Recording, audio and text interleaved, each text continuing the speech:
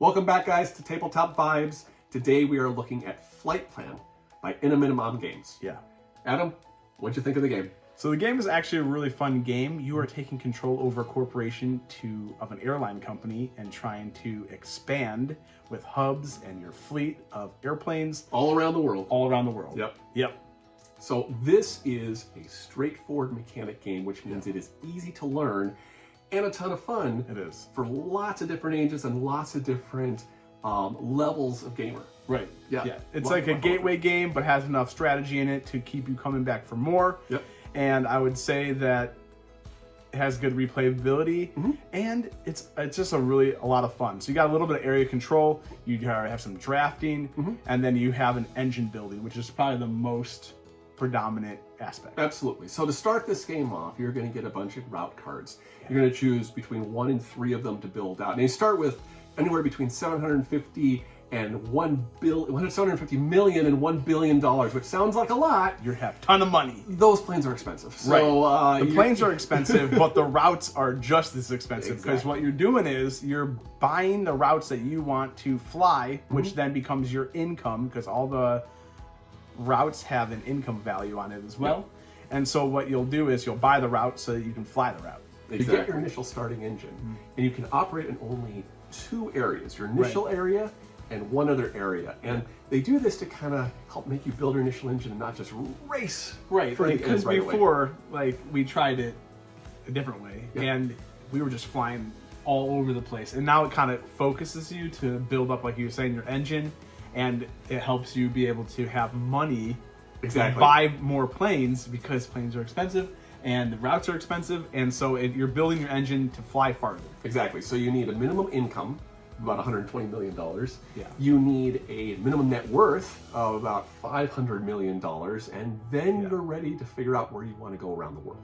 Then you are approved to travel. And then you got to figure out where are you going to go around and how are you going to build out your fleet and build out your routes. Exactly, your flight plan. Yeah. And kind of the goals you're going for is either to generate 3 hubs around the world, Right. or control all the short route locations in 2 of the different regions. Yep. Or you want to connect all 6 regions with a continuous flight plan. Thank you. See, he keeps getting the right name. Like the word flight plan. Yeah, it's really good. Yeah, the really cool thing is each route that you can buy has short route, ultra long route, long routes, and then you also have cargo routes. And the medium routes. And a medium route. Yep. And the cargo routes are super, pro tip, which I was told, is a good move to get right away, because you're getting continual income on top of your normal income as well for cargo routes, which is $20 million. Right, but in order to get the income, you have to own the plane of the corresponding route type. Yes. And in order to travel on those routes, you have to own the plane of the corresponding type. So it's a bit of a balance of when do you buy the plane versus when do you go do the route versus where should I go. But since you're playing with other people, they might get it before you because you both can't get the same route. True. So you kind of have to balance this. Do I do it quickly? Do I not? Right. Where do I balance this? Yeah, I think one of the things when we were playing is, because you start off with having 3 route cards drafted to you. It's a cool way that you pick those route cards. You roll 2 dice, and it kind of draws it out of this deck of 100. It's 100. So the die is a 1 through 10 on one die, and basically 0 through 100. 0, 10, 20, 30, 40. Yeah. So you roll the both dice, and it goes through basically 1 to 100. So kind of a cool way. So it's just a good a good randomizer for the starting. It's really good. But then you get these route cards, and you have to decide whether you're going to buy 2 route cards, which in your head you're like, this will be the best way to do it. But then you can't buy too much or you go broke and be bankrupt. Exactly. So the other thing about this game is there are, I keep calling them event cards. Daily briefing cards. I keep doing the event cards. Daily briefing cards.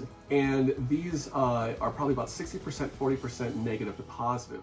Yeah. And they'll drain money from your account. And if you don't have enough money to pay it, you got to start inactivating your assets to get some money back. And if you can't do that, then you go bankrupt. And lose. And you get kicked out of the game. So it's like, oh, hey, I have to worry about those cards as well. And the step of the turn, you're going to get income, like an income phase. But then you also go right into the daily briefings, the event cards, and then you could lose everything you gained in income. Right. Now, or you can get it doubled. But here's the other benefit. Since this is a corporation game, all of your other players who have corporations are more than happy to help you out of a situation, provided that you turn over one of your routes to them or plane. Exactly. So that's the thing, is that there is a lot of haggling and a lot of discussion going on. So, there's a lot of really good interaction going on here. Right. And trying to be the best corporation that flies around the world. Like Jason was saying, when to buy a plane. Well, you need a plane to fly. It's called the flight plan. So make sure you're buying your planes.